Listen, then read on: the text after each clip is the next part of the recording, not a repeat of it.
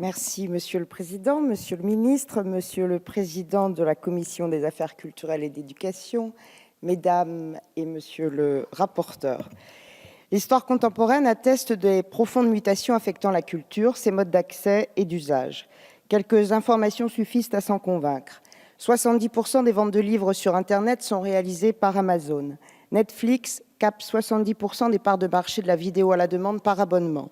Les 3/4 des revenus du téléchargement sont générés par iTunes et les 2/3 des revenus du streaming musical reviennent à Deezer et Spotify. Dans un tel contexte, le législateur peut suivre les mutations ou bien les régir. L'expérience récente du refus de Google de respecter les droits voisins démontre l'impérieuse nécessité de défendre les producteurs de valeur et plus généralement d'apporter une réponse moderne à l'ensemble de ces enjeux. Sur le même principe, la lutte contre la manipulation de l'information est impérative. C'était d'ailleurs le sens de la proposition de loi que nous avons votée l'année dernière. Face à ces enjeux, ne serait-il pas essentiel d'attribuer davantage de moyens à la presse et tout autant au service public de l'audiovisuel ? Nous le pensons tant il ne fait aucun doute que ces évolutions justifient des réformes qui, elles-mêmes, justifient des financements. Monsieur le ministre, l'examen du projet de loi de finances constitue un moment de vérité. Or, force est de constater que le budget tel que vous le présentez pour les missions médias, livres et industrie culturelle et le compte de concours financiers avance à l'audiovisuel public que nous examinons ce soir ne se hisse pas à la hauteur des enjeux, les crédits ne répondant ni aux attentes des acteurs, ni aux nécessaires transformations profondes du secteur. La presse française est la première à pâtir de ce manque d'élan, résultat d'une inadéquation budgétaire.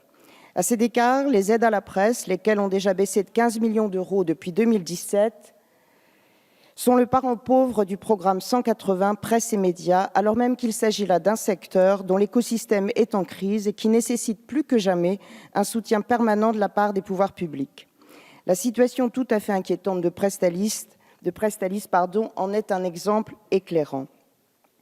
En effet, si nous soutenons la nécessité d'armer l'AFP face aux mutations en cours, nous regrettons toutefois que celle-ci se fasse au détriment de toutes les autres actions du programme.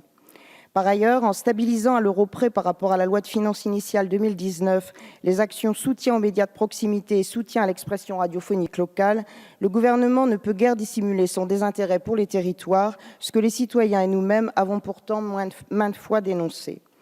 Enfin, toujours dans cette dimension locale, comment occulter la baisse de 700 000 € des crédits à l'action livre et lecture du programme 334 qui compromet le rôle des librairies, vecteur essentiel de la diffusion de la culture sur les territoires.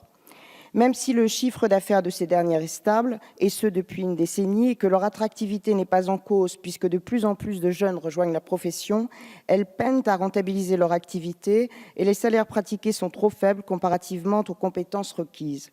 Pour rester compétitives, celles-ci en viennent à réduire leurs équipes et leurs stocks, menaçant ainsi leur cœur de métier.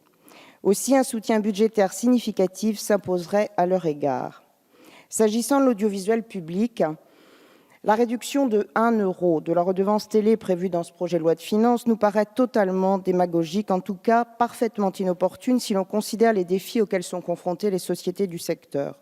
En effet, cette baisse, équivalent à un gain de pouvoir d'achat de 8 centimes d'euros par mois pour chaque Français redevable de la taxe, fera perdre par contre près de 30 millions aux caisses de l'État. Aussi, permettez-nous de douter de l'efficience d'une telle mesure quand, dans le même temps, vous faites le choix de diminuer de 70 millions d'euros les crédits alloués à l'audiovisuel public en 2020, un effort considérable porté à hauteur de 190 millions d'euros sur la période 2018-2022.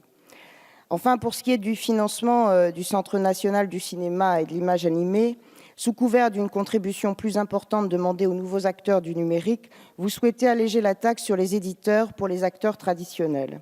Ce rééquilibrage s'apparente toutefois à un cadeau pour ces derniers, cadeau qui, à n'en pas douter, entraînera un coup d'arrêt pour la création française. Dominique Boutonnat ayant d'ores et déjà annoncé sa volonté d'économiser 15 millions d'euros sur la partie cinéma du CNC. Nous ne sommes pas dupes. Pour conclure, les budgets que vous présentez pour ces missions manquent cruellement d'ambition. Ils ne répondent pas aux enjeux et aux objectifs fixés. À quelques mois d'une réforme de l'audiovisuel public que le gouvernement promeut comme une révolution, il y a là de quoi vous alerter et c'est ce que nous faisons. C'est pourquoi le groupe socialiste et apparenté votera contre ces crédits. Je vous remercie.